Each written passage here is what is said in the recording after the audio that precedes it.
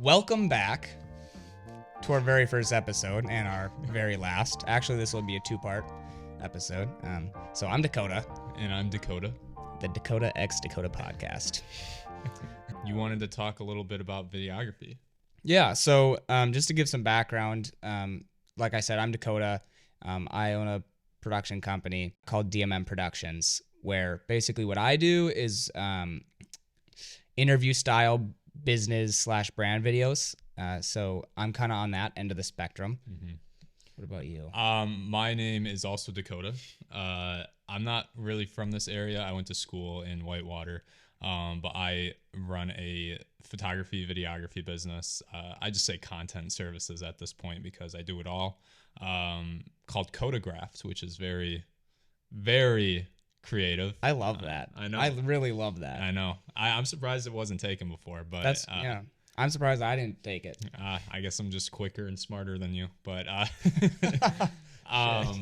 anyway, I do lifestyle brand content, usually in the form of TikToks or Reels at this point, just because that's what the internet kind of calls for.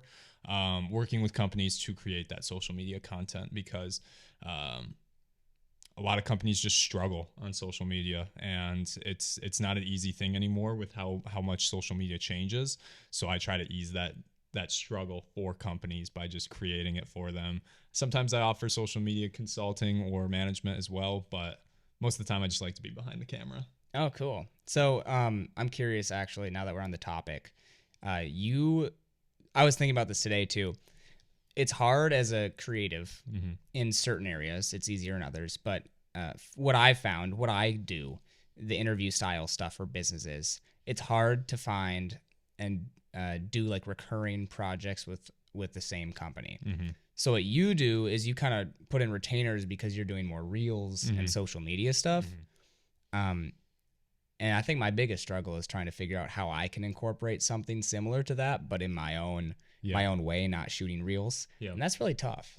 Yeah, I would, if I were to give any sort of suggestion to you or anybody that also finds themselves in that, because I used to do one-off projects as well to get my foot in the door with companies, and it's a great thing to do. You can still do that, and I would actually suggest that you do just that, where you kind of pitch a project to a company.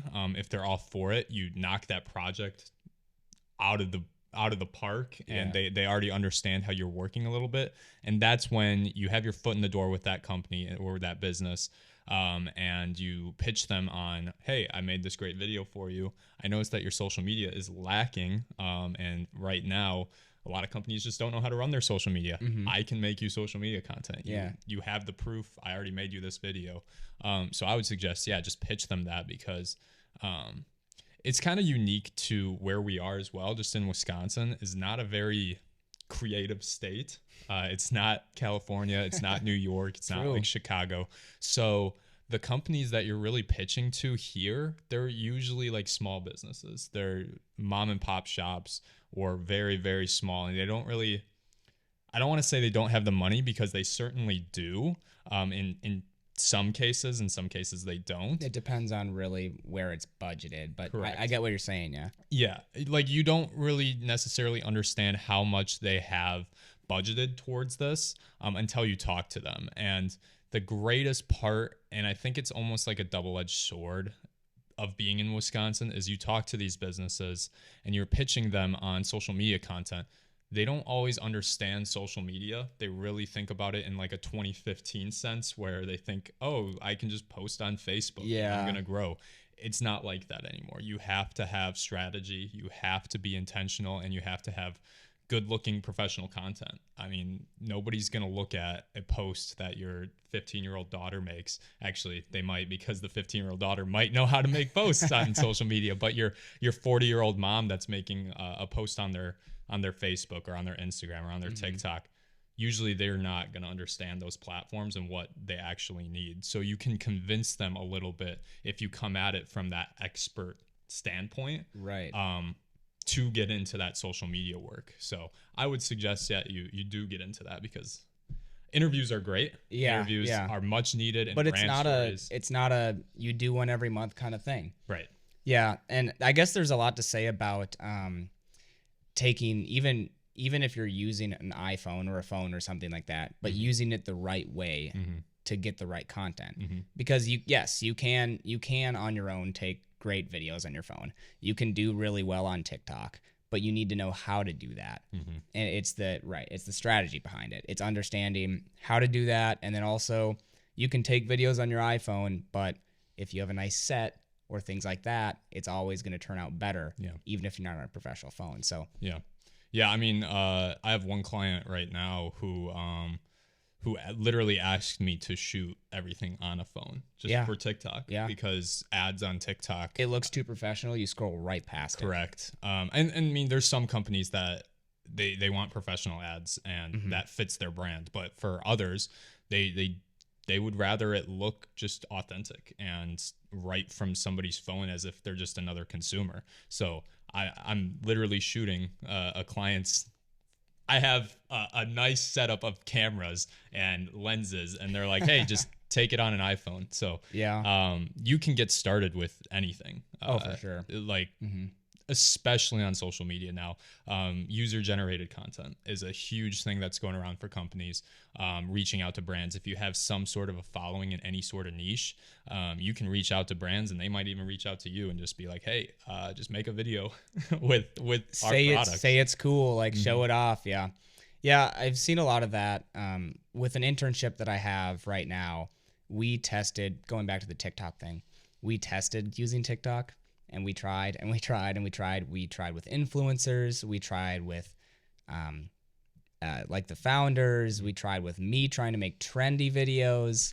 And the big problem with that is they don't sell low-end products. They're selling higher-end products that are $400 plus and things like that. I think that if you're trying to be a brand on TikTok, a lot of it, you're not going to get direct sales. It's really important to be just like, it's a brand awareness builder. Like Scrub Daddy. Have you seen them? Yeah. They're so cool. I love Scrub Daddy on TikTok. They're so fun. I love them. I follow them. Great content. Gotta love it.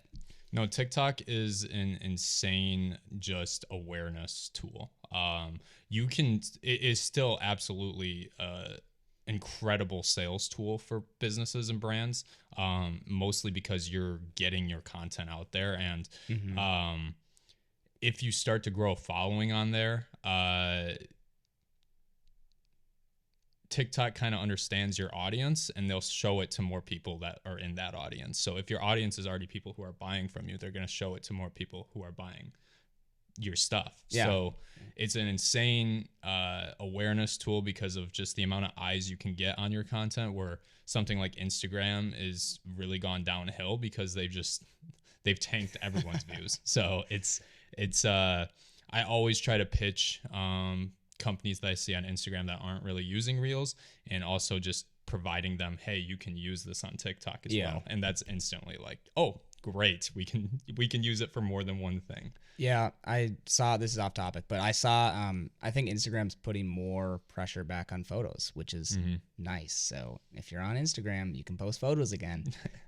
Yeah, it's good for us. I mean, I love pictures. I love taking photos. I hated Instagram so much when they changed over to video, and honestly, granted, it was probably all right for me to be mad at them, because every photographer was, because it's like you practice so much. The likes just tanked. Right. You practice so much, and back in 2014, 2015, 2016, all these photographers are growing because they're posting their amazing photos.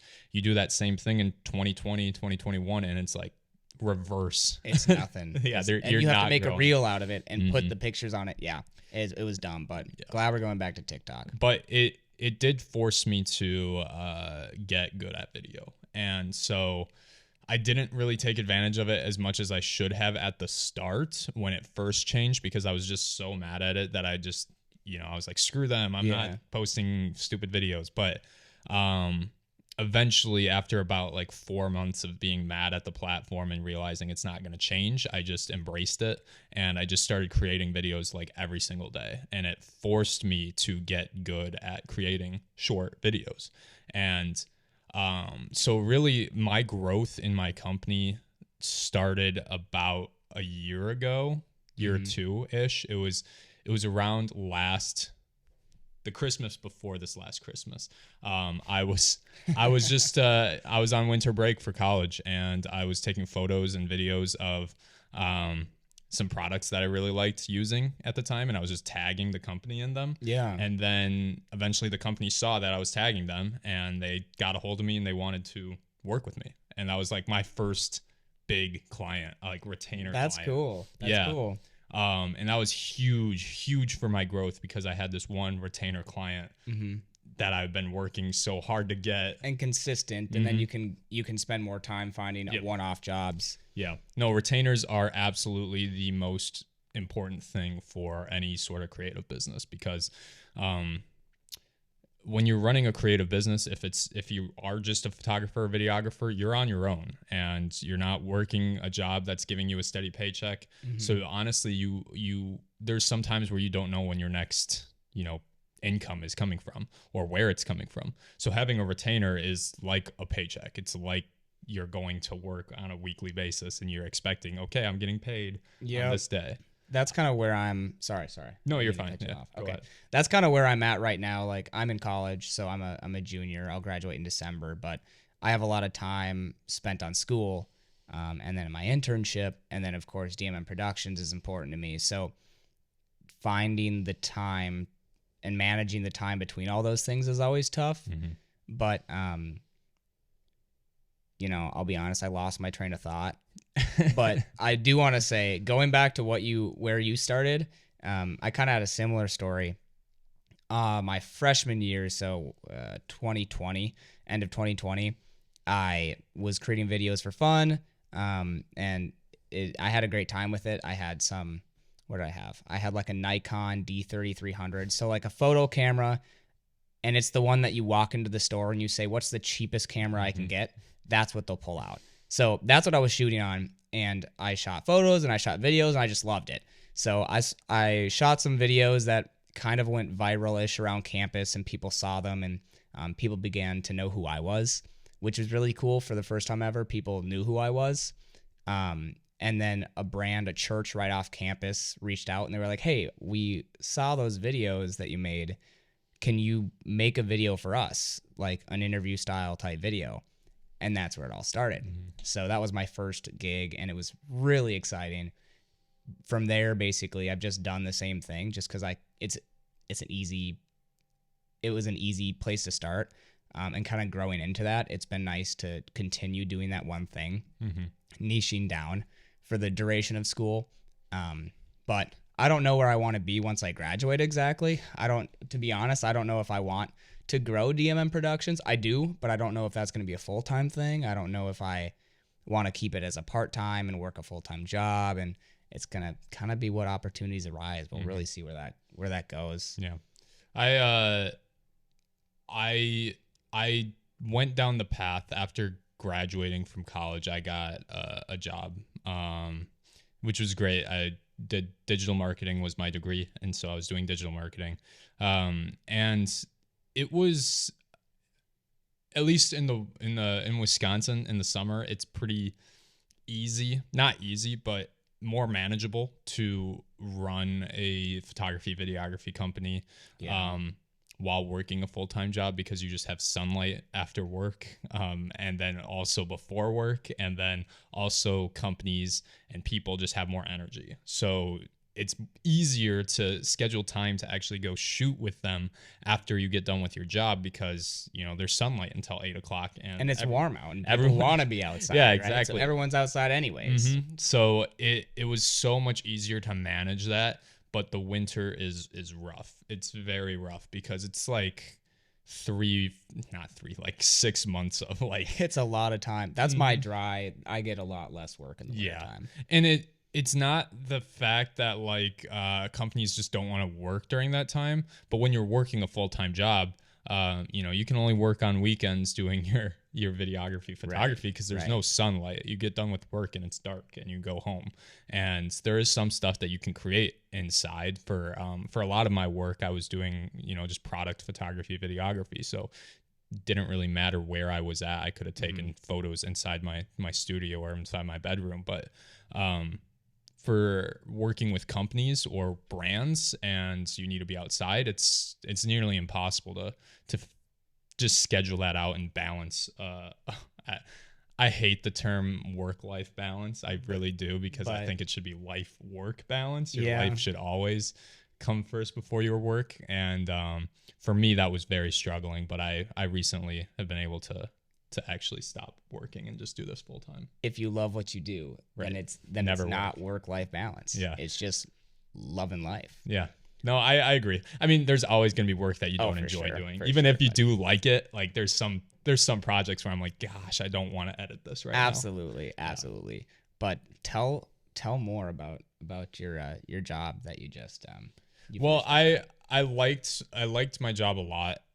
It was mostly just the schedule for me. Like I said, trying to find time to schedule with companies to just take a day off and go shoot for them. It's difficult because it's like I only have weekends pretty much where I'm free. And that's if I'm not doing anything with my life, right? Like that's if I'm not scheduling time to hang out with friends or have any sort of relationships. So it's like finding that time during the week where most companies or people are free during the week, where it's like, well, I'm working. I can't schedule. You can't always take days off to do those shoots that you want to do. Yeah, you only have so many PTO days, and for me, that was just it was just a little too much, and it's to the point where I realized that time is so much more valuable than any sort of paycheck.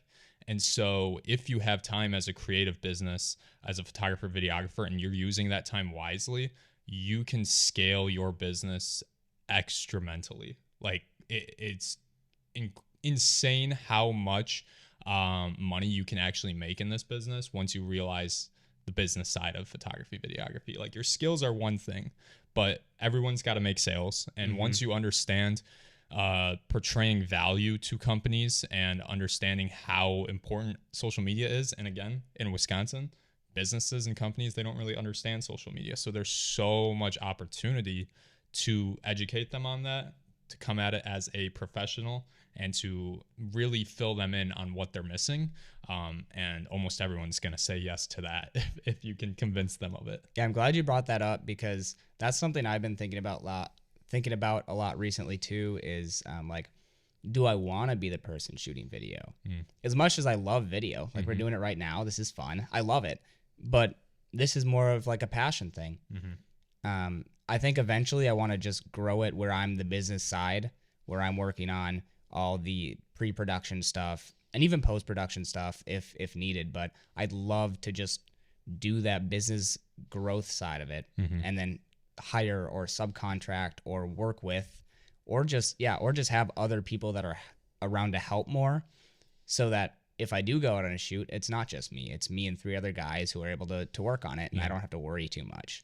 And I can have somebody editing, and then I can work and put my sole focus into building a business.